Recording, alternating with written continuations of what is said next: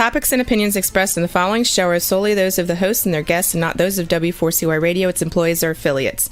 We make no recommendations or endorsements for radio show programs, services, or products mentioned on air or on our web. No liability, explicit or implied, shall be extended to W4CY Radio or its employees or affiliates. Any questions or comments should be directed to those show hosts. Thank you for choosing W4CY Radio.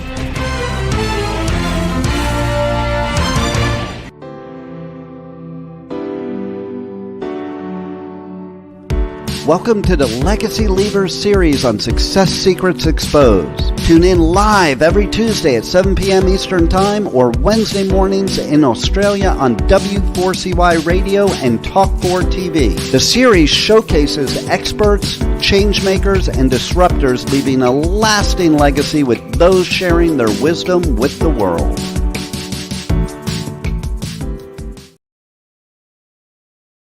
Good morning, good evening, and welcome to the Success Secrets Exposed show. Today on our Legacy Leavers series, we're going to be talking with the Brand Navigator, Lauren Clement. Lauren is an international award-winning personal brand specialist and the managing director of the Audacious agency. She has over 30 years of experience in brand management. She's also a 5-time best-selling author, and she's known as the Brand Navigator. And she helps entrepreneurs and leaders build outstanding profiles to become well-known, well-paid, and in demand. And she empowers change makers to leverage their expertise and gain recognition through personal branding and awards. So please help me welcome to the show, Lauren. Thank you so much, Sally. It's so awesome to be here. Thank you. I'm super excited to be sharing your wisdom with our audience and the expertise that you bring to winning awards and really standing out as that go-to person. So thank you very much for joining us today. Can I ask you, and we'll kick off with, the little bit about the backstory. How did you get to become known as the Brand Navigator? That's a really great question, Sally. So I grew up in New Zealand, hence the weird accent that people can hear. And I lived in the bush in New Zealand. My dad ran a YMCA camp. And so we were out in the middle of nowhere, and every week of the school holidays, 300 and something children would arrive on buses, and they'd land in our beautiful part of paradise and enjoy a week of camp, and then they'd go home again, and another busloads of kids would arrive the next weekend. So we went from having really hectic, crazy times when camps were on, and I hardly got to see my mum and dad because they were working and running the camp, to weeks where we were just us, this little family of 5 in a log cabin at the camp with the bush right there on our doorstep. And we spent a lot of time chasing pigs and swimming in the creek and building huts and all sorts of things in the bush. And I learnt to be a Girl Guide when I was there, which I think in the States are Girl Scouts. So we did jamborees, we did camping, we did cookouts, but we also did a lot of orienteering. And that's the whole thing with the map and compass, which I loved that part, right? I loved the map and compass part where you sort of align everything together and you know where you're going and you go to the next point and you navigate your way around this course. I hated the running part, Sally. Never into running at all, but I love the map and compass bit. And I guess my backstory is that I don't like doing difficult things, right? I don't do difficult at all. And so I want to make it really easy for people to understand the difference between branding and positioning yourself as the go-to leader and expert in your space, and marketing and promoting yourself. And the difference really is that map and compass. So your compass is your brand. That's your personal brand. That's what you want to be known for. It's the recognition that you want from awards. It's deciding what's your unique profile position in the world. That's your compass, and that keeps you on true north. And it's really important to have that because if you don't, you get very easily distracted. Bright, shiny object guide us, it's all these, I should be doing this or I should be doing that. So yeah, it keeps you on track, and your marketing and your promotion and knowing where your audience is and which channels to reach them and what time of day is business on. That's your marketing action plan. And on their own, none of them work, right? So if you're lost in the bush, and somebody says, oh, go southeast. It's like, well, where do I go? It just doesn't help you, does it? So a compass is useless on its own. And a map is also useless. If you're lost, you just don't know where you are on the map. So where would you start? But if you put the two of them together, if you put your brand and your marketing together and you align them, it's very easy to figure out where to put your attention, where to invest your time and your effort and your budget to make sure you're making progress and getting out there and getting seen and noticed. So the Brand Navigator came out of my background living in the bush. Yeah, fantastic. And such a great analogy. And it's so true. And what I loved out of that was the bit, they don't work unless they work together. And we don't realize that when we get into our own business and we go down the marketing avenue and we go down all of these different avenues, we don't realize how the interplay needs to be between all of them. Otherwise, you are almost rudderless or compassless. So that was, great way of explaining it. So as it's the Legacy Leavers series that we're talking about, what's your ideal legacy that you're wanting to leave the world with? Oh, look, that's a great question. And it's a difficult question because everybody's legacy is different, isn't it? And It is. I think your legacy also changes as you age, because when you're younger, it's about, the mark you want to make on the earth and the career that you have and so on. And then when you become a parent, it's about your children and the legacy you have for them. And then as you're older, and it's funny, I'm just going through a time in life now where my father's at final stages of dementia and we're, really struggling with that. And thankfully, my beautiful sisters are caring for him in New Zealand so well. But you talk about the legacy. And if I think about it, when you leave this mortal coil, when we all eventually shuffle off, regardless of what you believe in, there's a memory of you. There's an imprint and an impact that you made on the lives of others. So I guess legacy to me is, what do you want to be remembered for? But more importantly, how do you want to make people feel? And not waiting until it's too late, doing it now and figuring that out as a leader or a change maker or a speaker or an author. What is the feeling, the emotion that you want people to have when they remember you? What are the joyful moments or the sad moments or the engaging moments? How do you want your brand, your personal brand, to weave its way into their lives in such a way that they not only remember you, but they remember you with an emotion? Because we know that emotion really ties to the brain and the memory and everything else.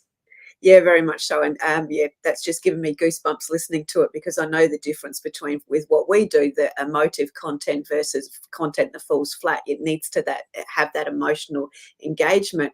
But you've taken it to that next step of, yes, we've got the emotional engagement, but that feeling that you're leaving people with, that inspiration, that, the possibility of transformation and all that for themselves. But there's also the emotional connection that they've had with you as well. So you talked about finding the true north, and how can individuals combine that true north and these emotional elements of the personal brand and bring that to fruition online? Yeah, I love it, Sally. So this is very much my passion, which is neurobranding. So I was very fortunate. I got to work in world-leading advertising agencies before the internet, so that shows you how old I am. But I got to work at Saatchi's and Ogilvy's and these amazing creative, world-leading agencies when they were top of their field.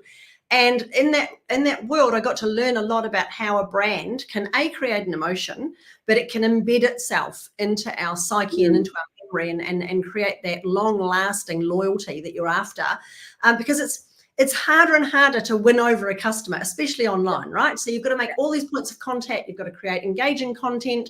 You've got to surround your audience. You've got to do all these things to try and get someone into your world, and then convert them into being a client to give you the money to earn the services or the products that you're selling.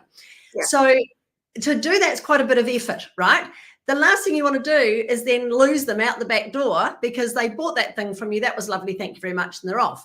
Yeah. So you need to create that lasting legacy with your brand so that you are constantly engaging and retaining those clients, and then having them talk to other people. One of the best forms of marketing is word of mouth. And it's perfect for three reasons. Number one, it's free.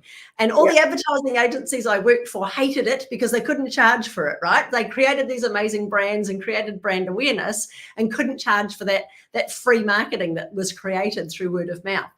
Secondly, it's a third-party endorsement. It's somebody else saying how awesome Sally is, or how great Bill is, or how fabulous John was, at what they did and what the great results were that I got from working with them. So it's that other person giving you that testimonial. And the third reason why word of mouth marketing is so good is that it's a ripple effect. So it's somebody who knows someone who used to use that person, and now they're a great mechanic, or they're an awesome hairdresser, or that whatever it is that you do.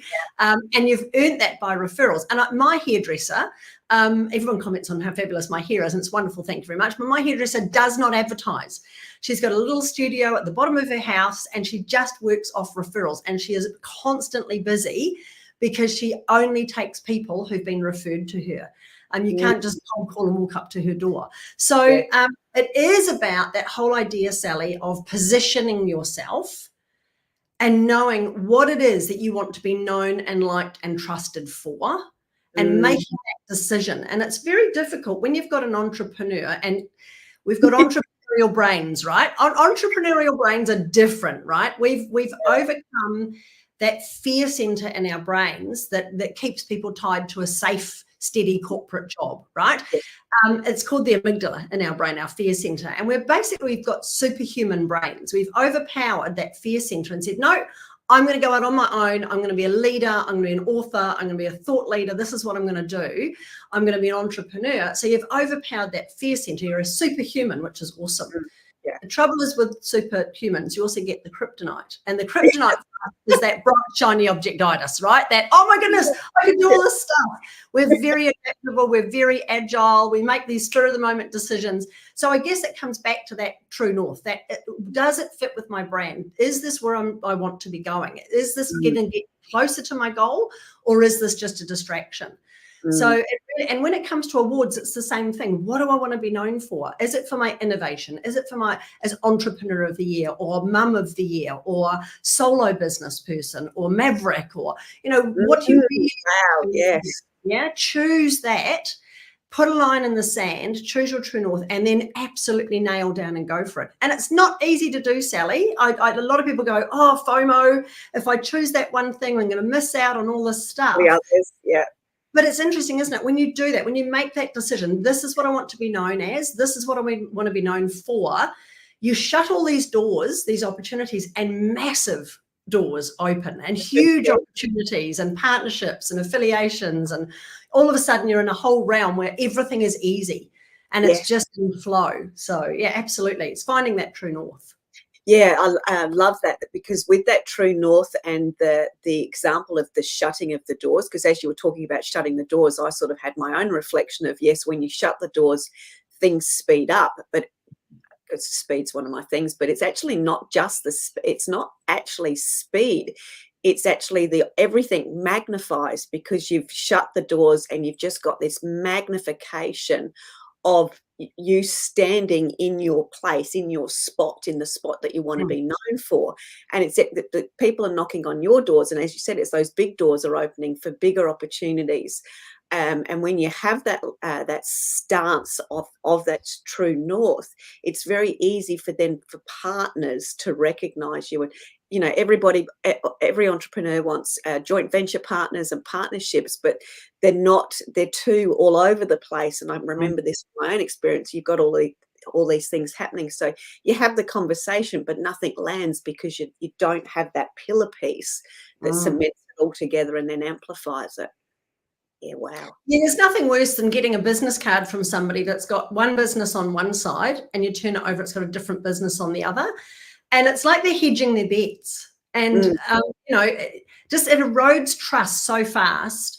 I know when I do keynote speaking at conferences, I've actually got a business card that came through my letterbox from a cheap man in Ute, which is like a guy with a pickup truck. And it's got all the things he does, from he does Elvis tribute, he does lawn mowing, he'll take your pet sitting, he'll take your kids to the dentist, he'll do lawn mowing. It's just this whole long list of all this stuff that he does, with his telephone number and the fact that he's open 24 hours, 7 days a week, right? It's an actual business card that I received. It's just, he's always going to be cheap, and he's always going to be at the beck and call of anybody. Whereas if he just chose, I don't know, what if he chose to mow lawns dressed as Elvis? I don't know. he would get in the media for that, right? He'd get interviewed, people would know about him, he could grow his business, he could have Marilyn Monroe doing your house cleaning for you and James Dean doing your cars for you. Do you know what I mean? He could do all sorts of stuff to be known, but instead it's like, I just want to help everyone. There's a saying in New Zealand, you can't help every Mary in the dairy. And that's that you can't. It's exhausting. And it comes from people pleasing and all that sort of stuff. But I guess that's the power of neurobranding is, inside our brains, we have a way of remembering things. And there's, how if you ever wanted a particular make or model of car and you went, right, I want a BMW or I want a whatever it was, I want a Mazda 3 or whatever. All of a sudden, you would see lots of those around the place, right? Yeah. So there's a process in our brains because our brains can't deal with all this content that's coming at us left, right, and center. We filter stuff out. The minute you tell your brain, this is what I'm interested in, it'll tell you, oh, look, there it is over there. There's the ad for it. So, that's what happens, right? And it's the same as what we were just talking about. When you've got that pillar, when you've decided this is what I want to be known for, all of a sudden, oh, there's podcasts that want authors. Oh, there's people who want authors to come and speak. Oh, there's someone who wants authors to run coaching sessions and workshops. There's all this stuff out there I didn't even know existed, but it's because you've basically told your brain, I'm interested in that. That's where I want to position myself. And now all those opportunities and all those doors open for you. Yeah, I've got reflecting back and I'm having a giggle. When I started, I'm going to say 20 years, we won't go any further than that. And I was the thing for everybody. I remember people, and I did used to get referred a lot, but I'll tell you what the referral message was. And as a result, there wasn't a lot of uptake because of, and that was Sally's really, as a referral, it would be Sally's really great. I don't know what she does, but she's a really great person. So that's nice for coffee and kisses, but it's not nice when they can't explain you. And the reason they couldn't explain me is because I couldn't explain me either at the time. But when they go to try and help you, because people do love to help you, people love being that word of mouth service for you. If they like you as a human being, they want to be able to talk about you. But when they don't know what to talk about you because there's no North Star, they'll still try to do something to help, but it's not helpful because we haven't helped the helper because we don't have that piece. I love that, Sally. Do you want coffee and kisses or do you want to earn an income from doing what you love? I mean, hello, there's no brainer, isn't it? The same thing happened to me once, Sally, when someone once introduced me to speak at an event. And it was very early on in my speaking days in Australia. And stupidly, I hadn't really given her a bio. And now everyone gets a bio. And she basically said along the lines of Lauren's an entrepreneur. The word she used was she's dabbled. Lauren's dabbled, and I never dabble. Dabbling is not my thing. I'm 110% focused on doing what I'm doing and doing it really well. So when I heard it, I went, right, I have to change. I'm never again going to go to a situation and not go, here's what I want you to say about me. So it's a good point, Sally, is when you do decide, this is what I want to be known as, this is my thing, this is my identifier as a personal brand, then it's really easy for people to refer to you, and it's really easy for you to say, hey, here's what I do. Here's what I'm an expert in. Here's my specialist niche. This is what I love doing. Therefore, do you have people who need that? Because I'm the right person for that job. And those referrals, that word of mouth marketing is like, it's like steroids. It's just amazing. And if you can build that as, I call it an avalanche of influence. So imagine really what we are as experts is we are here to help people climb a mountain, right? And we want to target the people who are already on our mountain. So we're not dragging them up and we're not tracing all over the countryside after people. It's just the people who already want what we have, right? And all we're doing is giving them a hand up to say, yep, I can help you do that. And the way to do that is by as you say, choosing what your mountain is and going, this is what I'm here for. And then at the very top of your mountain are the people I call the KOLs, the key opinion leaders. The influencers out there in your market and in your industry. You probably only need maybe 6, maybe 10 really awesome people. And they're not in your industry, or they're in your industry and they don't do what you do, and they have your clients. So you're somewhere in the food chain. So maybe you mow lawns dressed as Elvis. So you'd be talking to the local real estate agent. You'd be talking to the guy who cleans the pools or paints the houses or washes the dogs. So you would be talking to those people to say, hey, I do this. I don't do what you do. I know people who need what you have. You have people who need what I have. Let's do some referrals together. Yeah. So it's just building that avalanche of influence with a few key people. If you're an author and you want to get on stages speaking, it might be that you talk to someone who's a publisher. You might talk to someone who does radio shows. You might talk to someone who does marketing or SEO to go, hey, here's what you need as part of what you do. Here's what I do. Let's do something together. Yeah. And it's a really awesome. You only need to identify, like I say, maybe half a dozen people and build those relationships. And that's where the magic and the amplification absolutely totally occurs. Yeah, for sure. Yeah. So let's talk about awards, something that is incredibly amplifying as it relates to building credibility. I know some people are frightened of, putting themselves out there to win awards. So let's talk about awards in general. What can it do for a brand, and what do the regular people and the audience listening to us that are going, oh my God, awards, what do we need to overcome to be able to nail this opportunity? Absolutely. So I'll take you back to when I was working with Saatchi and Saatchi's in Wellington before the internet. They had a little room called a creative lounge. And it was where all the creatives could go and have a cup of coffee, and they'd meet with the account managers and get a brief. And I'd often, as a production manager, be there making sure everything was right and getting the budgets right and so on. And it was a tiny little room, and it had this beautiful kidney-shaped old-fashioned coffee table, like from the 70s. And it was inlaid with power, these beautiful abalone shells. It was just gorgeous, this beautiful table. And on there were these big lounge chairs, and then there were these big bins, like is it Grover from Sesame Street lives in a trash can? Like those sort of big bins, yeah? And they were full of trophies, like these ones behind me, absolutely overflowing with cans, lines, and D&D pencils, and these big trophies and awards. And on the walls, they had all these certificates like what I've got, but there was no room left. They had so many awards that all the certificates were like right next to each other. And they'd installed these spikes on the wall, and they were basically impaling the certificates onto the spikes because they'd run out of room to put them into frames, right? So this was the level of the awards that the agency was winning. They were right at the top of their game. Kevin Roberts was on the show, and it was just a phenomenal time to be in advertising. It was great. But it gave me the impression that awards were just a bit of an ego trip, right? They were just this thing that was like, what's going on? This is just a big whack. No one really takes this seriously. It's just, it's too much show.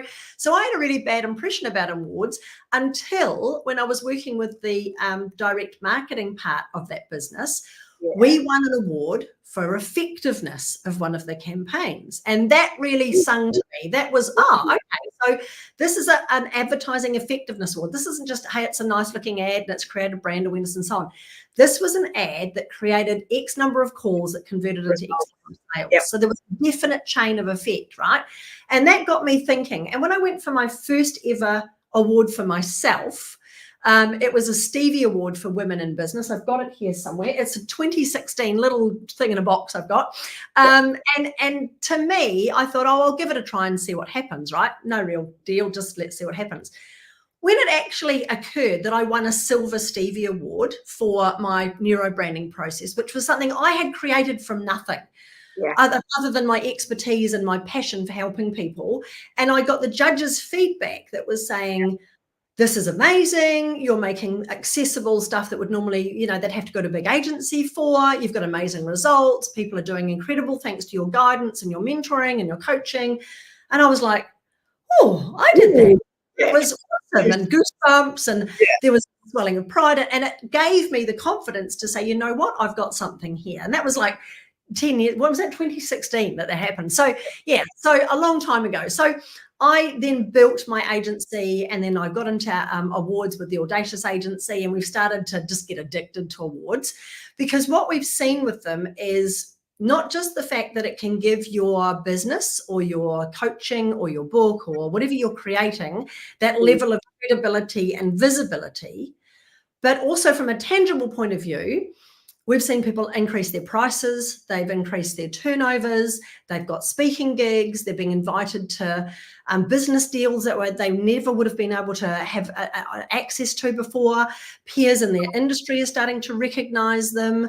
One woman that we worked with had a mission to help 1 million and one people. She's now up that. That's now 1 billion and one people. Wow. So the whole confidence level and the impact and the personal development that we see, the personal growth, Awards are very tangible, Sally. Yes. They're not like some airy-fairy SEO and digital stuff that's happening. They're very tangible. You can physically put your hands on your trophy and give an acceptance speech. And we've seen people literally grow on stage as they give these acceptance speeches, in their self-confidence. And now they're confident to be out there on Instagram and on live video and speaking and talking about their business and really promoting what they do. So awards have really changed my life in terms of my attitude towards reflecting on what you've done and stepping up for that recognition, but also in the ability to grow self-confidence and grow personal brands. And I do know that there's definitely a difference between how we treat them here in Australia and how awards are treated in the US. And it's a different mindset. We have imposter syndrome here in Australia and New Zealand. I believe in Europe a little bit as well. It comes from that class, don't step outside your class and all that sort of stuff. It comes from that system, I think. But when I last visited New York for the International Awards for Women in Business, the Stevie Awards, we arrived on a weekend. It was the Sunday of the New York Marathon. Mm-hmm. And we had to train into the city because all the roads were busy and all the rest of it. And when we got into the city, we dumped our bags in the hotel and off we went to get something to eat. And everyone was wearing these medals around their necks in the streets. And this is November, so they've got jackets and things on. So it's on the outside of their jackets. Now, this is in the afternoon and evening after the marathon. People still had these on. 3 days later, people were still walking through the streets of New York with their medals around their necks. Now, in Australia, when people run a marathon, and I've seen it, my husband's run marathons, I've seen him do it. He gets up the marathon, gets through, he's all sweaty and gets the medal around his neck, gets a photograph, takes it off, puts it in his pocket, and no one sees it again. So there's this definite difference between, building up success and celebrating success and saying I'm a winner and being very proud of that and displaying it openly in the States versus where we are in Australia and New Zealand and so on, where you don't talk about success as much. So I agree with you, Sally. There's definitely a mindset shift that I'd love to see take place as well. Yeah, I've definitely seen that aspect with my clients, the difference in that, I'm going to call it the pride. And I think pride, it can be seen as a negative word, but I see, for me, when I'm in that US market, you can feel the pride ooze. It's just different. It is actually celebratory. It is camaraderie. It is that growth that comes out of the people. Whereas here, as you said, and I've seen my son do it too when he's won an award, and I've done it myself. Takes it off, puts it in your pocket, or hides in the corner. I know with the very first award I won, it took me ages to actually display it, and I think it was 3 months before I mentioned to anyone that I'd actually done anything with it. And then you sort of mention it to the right person, and then there was, for me, I mentioned it, and then there was a ripple effect, and it was like, we can call you that. And I was introduced as an award winning, and it was like, oh my God. And I had that cringe element, and then grew through that, as we all do. And then just started to really see how, from a credibility and positioning piece and just setting you apart in a crowded marketplace, what that did when one person, which wasn't me, said she's an award-winning X, and how that just transfers into that growing that trust. So yeah, I'd love to hear some more stories around, the overcoming of that you've seen here in Australia, because I think we're missing an opportunity for other people to actually celebrate our successes. So we need to grow into that. I feel that for myself. And with the celebration of others is where this magic happens. Yeah, absolutely. And it's funny, we talk about leveraging awards. So it's not just entering awards, because there's no guarantee. We don't go with awards to help people that are pay and win. Do you know what I mean? We go with very authentic awards that had a judging process and so on. Yeah. So there's no guarantee to get a win. We've got a 97% success rate at getting people through to finalist status, which is awesome. We never guarantee a win, but we always guarantee that regardless of the outcome, you can leverage this journey. And it's, as you say, Sally, it's that growth journey. It's what you've learned. Not very often do we sit and our businesses and reflect on what we've achieved. Quite often it's about what's next and what's in the future. Yes. Entering awards gives you that amazing ability to just collate everything from the past couple of years and go, well, why am I here? What is how have the team grown? What's the results we've got for our clients? What's some of the impacts that we've had, and to reflect on that. And then when you're entering those awards, a lot of people go like, submit, there's my thing, it's in, and they go, right, I'm not going to think about that until they're announced. I'm not even going to hope. We actually are starting now with our clients to start promoting the fact that they've even been submitted into awards. So as soon as it's in, we give them graphics and so on with the award details, because it's, as you say, it's branding by association. Yeah. The minute that you've got an award logo or something on your footer or on your social media, regardless of whether you've won or not, it's still that branding by association. People go, oh, you're involved with awards. And I'll tell you another funny story. Sure. I met Matt Alderton the other day. I was speaking at a conference with him, and he started the BX networking here in Australia, and he's now got the BX Awards. Yes. And he said before BX, he used to have a Subway franchise. And he was at a conference for Subway, and they had an awards evening and everything else.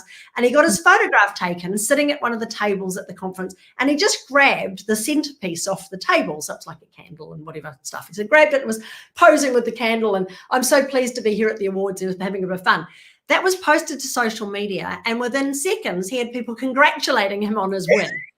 Yes. And it's the centerpiece from the table, So, but that's the thing. It's the idea that you are surrounding yourself with successful people. The logo, the award. I always suggest, again, a neurobranding tip here. Use those laurel leaves. Those beautiful laurel leaves that you see a lot on award logos. They translate into any language in terms of success. There was a beautiful billboard that I saw when I arrived in Guangzhou in China once. I don't speak Chinese. It was total Chinese, but it had these little laurel leaves on there. Oh, that's an award-winning company. Yeah. I don't speak the language, but I know that they've won awards. So yeah, absolutely. There's so many different ways of leveraging. It's like appearing in Forbes or on the ABC, and you can use that logo. It's like that credibility that you're worthy of being on a media channel. Same with awards. You've won these awards. You're top of your game. You're top of your industry. And even if you're not top, it's fun. I mean, you've watched Oscar-nominated movies. Yes. Yeah. We've all bought a bronze-winning bottle of wine. So you don't have to win. You just have to associate yourself with winning. Yes, and creating that top of mind and that celebratory leveraging and networking that happens when people get behind you and start to tell the story from there. I think you've also just touched on a word there that I've written and put two big circles around. So that's sort of something significant when I've got it in my notes, is that ability to reflect. And I think, again, the US market do this very, very well. And we, in the Australian market, and I'm totally guilty of this myself, what's next, what's next, and you forget to celebrate and recognize and review all of the little small steps that have accumulated to where you are. So I think the awards process, yes, helps you reflect that. But what I'm hearing too is that the stories behind the stories, I was up and it was agonizing to write the awards, or I finally got this work, got it written, and you come up with this one liner where you wondered where it actually came from because you've never actually said that before, but it's gold. All that stories is juicy emotional content that your audience will absolutely gravitate to because you're sharing a little piece of you. They've got you've got that opportunity to providing you're willing to share it. Of course, you've got that opportunity to share more of that backstory of the journey that you've actually been on, not just the thing that you're doing. Yeah, absolutely. And it is about sharing the journey as well, and talking about where you've come from, talking about your team, your own personal growth, the growth of your clients. I mean, that's the nicest thing about sharing your awards journey with people. You are exposing yourself to the world a little bit, and I think that's where the fear comes from, that you might go, no, you're just upping yourself and so on. But I think the importance, as you say, Sally, is of reflecting on, this is where we started and this is where we are now. Look, it hasn't been easy. No one expects business to be like that. It's not all unicorns and rainbows, at least all the judges, and this is another tip as well, is when you're writing your award entries, include the challenges. It's not just, I did this and I did this and I did this. The judges want to know, how resilient are you? How did you adapt? How did you change? What impact did you make by changing that in your business? And it might not be that you've got fabulous financials, and not every award needs those, but they do need some metrics. They do need to know, look, this is what happened in our business and we had to regroup, we restructured, and this is what we're doing going forwards. Don't let failure hold you back from entering awards. It's more important that you choose the right award and the best category, and then you tell your story and you back it up with some really meaningful metrics. That means the judges go, you know what, these guys are worthy. They're worthy of putting through. Yeah, and I thank you for sharing that, because that's just given me a light bulb moment. I hope that's given the audience a light bulb moment, that it's the journey that there is of interest to the judges, and it comes back to that the North Star. So let's unpack some of that. We've talked sort of about FOMO. We've talked about the bright shiny objects, and we've also talked about the compass and that North Star. So let's bring all of that together as it relates to finding the place for somebody to start, even if they're not yet as successful as they think they need to be. Let's give them some stepping stones. I love that, because so often I find people contact us and go, oh, I really like the idea of entering awards, but I don't think I've done enough. And some of the stories, tell me a bit about what you've done. I remember one woman told me, we were very poor when we were growing up, and I knew I needed to get my family out of poverty. I loved maths at school. I thought I'll go and be an accountant, but then I learned you have to go to university for that. We didn't have the money for me to go to university, so I decided to get a job at McDonald's. And she never left McDonald's. She now owns 9 of them. Yeah. Oh, goosebumps. She hasn't done enough, right? And it's like, what are you talking about? That's an amazing story. So, the thing is, there are awards for everything. When you start looking into awards, and we've got a list of about 270 different awards that we work with, there are categories for startup. There are categories for micro business, for solopreneur, for mums in business. The lovely Kimberly Sumner came with us to New York that first year, I think it was 2017. And she won a Gold Stevie Award. So they're like the Oscars of business for a concept. Oh, no, so really? The business. She just created the concept, and it was around closing the gender pay gap for women in corporate. And it was an amazing concept. She had everything plotted out. She had all the data and the facts around the impact it would make and so on. And she won a gold award for it. So yeah, don't think it's too early. If you've got an amazing innovation, or you've made an impact, or you've created something in your mind that is going to create an impact, you're a social change maker, you're a force for good, whatever it is, there's awesome categories out there for you. There's categories for coaches, there's categories for finance, there's categories for every industry, there's categories for speakers, there's categories for authors. You can go and find, and the easiest way to do it is just to type into Google awards and then your industry, or what it is you want to be known for, or whatever. But yeah, it is about deciding right from the start, Sally, what award is going to make the most sense to you as who you are and the brand that you're building. But then also which category or which award is also going to make the most sense for your audience. So for me, winning Entrepreneur of the Year was a big one for me, because that just means other entrepreneurs go, well, if you've won Entrepreneur of the Year, I want to learn from you. Speaker of the Year award was a big one for me. I've done lots of bodybuilding awards because that was something I'm really interested in. So do you know what I mean? It's just find the thing that you really want to be known for, that makes the most sense to your audience, and you can leverage it and get it to leverage your profile up above your competition. And this is especially important for speakers and coaches and authors, because if there's ever a comparison, like maybe a publisher's going, I've got all these manuscripts, which one am I going to publish? Or a committee is deciding on a keynote speaker for that conference, right? Yeah. The speaker with all the awards and the books and the right marketing, they're going to get the gig every time, right? Because there's that level of trust that if I put you on my stage, or I have your book and I publish that, you're actually going to have good content, because you've got awards for what you do. So it is about deciding what you want to level up in. and going, that's where I want to be. That's the target I've got. And you might not win, and that's okay. You can still leverage the fact that you were a finalist or a nominee or whatever in that category. Yeah, and have all of that opportunity for reflection, because I myself that reflection, that and then re-looking at that stuff, gets all of the juices going, and it creates more of opportunities or refinement, or you see new revenue opportunities, regardless of the story behind the story, that you can then share on social media as well. Absolutely, Sally, for sure. And you'll love this as well. Is what gets me a lot of the time is we write amazing award entries for our clients, and we see them, and the clients see them, and the judges see them, and no one else gets to see them. And when it comes to what you love doing most, you can imagine what you can do to repurpose that content and take it out of being an award submission into being blogs and articles and social media content. And it's just such good content that you already have there as well. Because as you say, how often do we take the time to sit and reflect on where our business has got to, or, our progress as an author or a speaker or a change maker?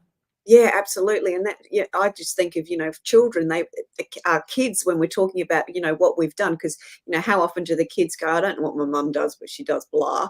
But when you've got some more context around it, they actually become quite celebratory as well. And they're curious, and it helps them on their journey. So there's the ripple effect of different types of legacies as well. That's a slight tangent there. But there's the opportunity, I think, when you're able to stand in your spot, own your spot, win the awards and leverage it, you are actually, the ripple effects of that are so profound on so many people that you actually won't know the impact of those ripple effects. And that's the part of the legacy. Yeah. I remember one lovely Raquel Manning. She's in off-market property development, and she's won multiple international awards now. And she said, what I really loved was when I got the trophy and I showed it to my dad, and my dad was so proud of me. And she's like the only daughter, and her brothers were in the industry, and she's the one who's been successful. And, she's fought her way through to be where she is. But her dad was her, he's her hero. So to have him really proud of her was amazing. Yeah, awesome. Thank you. Oh, goosebumps, more goosebumps. Now, we've got getting to the end of the show really fast, which is always good when you're having such a great conversation. So you've got a great resource on your website, which I'd love you to talk a little bit about, and also then let people know the best way they can get in contact with you, so you can assist them in getting into the awards process. Absolutely, Sally. So yes, the award-winning workbook is available on our website. I believe there's a link here. So that's everything we talked about today. It's how to enter, win, and leverage awards. So it's not just how to enter them, but it's the whole process. There's checklists in there, there's templates, there's case studies, there's examples of support documents that you can use to give you ideas. Because another tip for you, if an award says the support document is optional, it's never optional. Definitely make sure you put a nice, beautifully created support document in with your entry, because often with award entries, you've got limited word count. And it's really lovely to say, we've done X, see support document. And there's where you put your photographs and your graphs and your images and your testimonials and all that other stuff. So there's everything in that one workbook. Helps you with checklists to decide which awards are best for you, what you want to be known for, so that very early stuff, but also right through to how to give a great acceptance speech, how to leverage it, how to turn it into all sorts of other content and so on. So it's all in the workbook. And yes, to work with us, we normally start with people by creating a strategic plan. So we look at, where do you want to be positioned in the marketplace? What's your unique profile position? And then we'll select a year's worth of awards for you and the specific categories to go for, with the entry dates and entry fees and everything all mapped out. And then you can either go and do that yourself, or you can ask us to implement it for you. We've got a team of writers and creators, and we submit them all for you, and then we help you leverage them as well. So it's the whole process. But yeah, we normally start with getting really strategic, because you can waste your money and your time so quickly on stuff that doesn't work. We would rather you had a strategic approach to what you're doing, so that you're leveraging every single step of your journey. Yeah, and if we go back to the very beginning of our conversation, and that you don't dabble, you're very strategic, and you've got your map and you've got your compass. That's what you're providing people, which does save incredible time, because if you don't have both and you're wandering around in the forest and you're going here, there, and everywhere, you are wasting an awful lot of time. So that strategic plan certainly would make such a huge difference, and then the opportunity for people to have a done for you solution as well. So awesome. And best place to contact you, Lauren? TheAudaciousAgency.com. And you can find me online as well. If you type in my name, I come up all over Google. If my personal branding wasn't out there, I'd be doing a really bad job of it, wouldn't I? So yeah, find me all over Google. LinkedIn. There's a LinkedIn newsletter we publish every week that gives people guidance and advice. A Facebook group called That's Audacious. But yeah, that's TheAudaciousAgency.com is probably the easiest place to go to. Beautiful. And any final words or tips for the audience? They can be Lauren at Nags. I'm very known for doing Sally Nags. So over to you for any last comments. The big thing around awards is just understanding that you as a leader have the most amazing natural gifts and talents that the world needs. You just need to get out there and shine. You deserve it. You deserve to be well known, well paid, and wanted. So don't hold back. Yeah, beautiful. Can you just repeat that well paid? Say that same sentence again, please, just to finish off on. So the world needs what you have. You've got amazing gifts and talents, and you deserve to be well known, well paid, and wanted. There you go, everyone. You've absolutely heard some fabulous tips today from Lauren. You do deserve all that is awaiting for you. If you want a game plan to execute and implement all of that, then do certainly reach out to Lauren and find all of the opportunities that are available to you in your niche and in your industry. I certainly didn't realise there was as many awards as what there are, and knowing how to navigate them and use them strategically to grow your profile is key. So thank you very, very much. Certainly learnt a lot. I think it also plays into that consistency piece too as we wind up, because I remember you talking when we've spoken, just to finish off on that building a brand is similar to going to the gym, which is that consistency piece. So if you want to just flesh that out a little bit, and we'll just close it off there. Yeah, absolutely. So when you go to the gym, you pay a gym membership, but if you don't turn up and you don't actually do the reps, you're not going to see any results, right? So it's the same when you've paid a lot of money and invest a lot of time into building your brand or your business. If you don't then get out and market and promote it, no one's ever going to see it. You're not going to get the results. And the big thing is, a lot of people sort of think, oh, that's up to somebody else. I'll get a social media person to do that, or I'll get, a publicity company to do that. It does come down to the business owner. You need to take control over where you want to see your business grow. And it's really important that you just take a step every day. And it could be as small as just writing a LinkedIn article, or putting a post on something, or commenting on someone's post, or going on LinkedIn and finding someone to partner with, following someone important. So just one little step a day, like going to the gym, or having a walk every day, one little thing to promote and market your business, sharing an insight, sharing an award win, sharing a bit of content, jumping on a show like this, one little thing a day, and you'll see amazing change quite quickly. And I think too, just adding to that one thing a day is super easy and super simple when you have a solid North Star.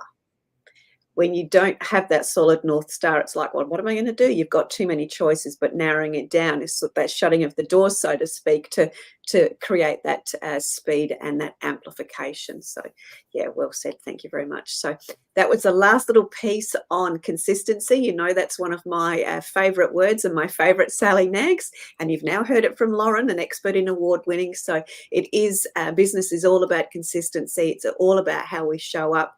And the winning awards and the opportunities around awards and all of the scenarios there are great ways for you to increase your visibility, credibility, and profitability, as Lauren has shared today. So thank you so much for sharing all of your wisdom with us. Much appreciated. And we do suggest that you jump on the link and grab that workbook if you're wanting to take advantage of winning awards, etc. Lauren, thank you so much for joining us. Thanks, Sally. It's been an absolute blast. Likewise. Thank you. Look forward to seeing you all again on another episode of Success Secrets Exposed. Till then, see you later. Bye. Remember, if you want to be sought after and sold out, as well as being known as the obvious expert in your industry, you need to speak with Sally, our host of Success Secrets Exposed. Sally is the founder of Monetize Your Content, a done-for-you content marketing agency that helps you be easy to buy. See you next week on another episode of Success Secrets Exposed. Tune in live every Tuesday at 7 p.m. Eastern Time or Wednesday mornings in Australia on W4CY Radio and Talk4 TV.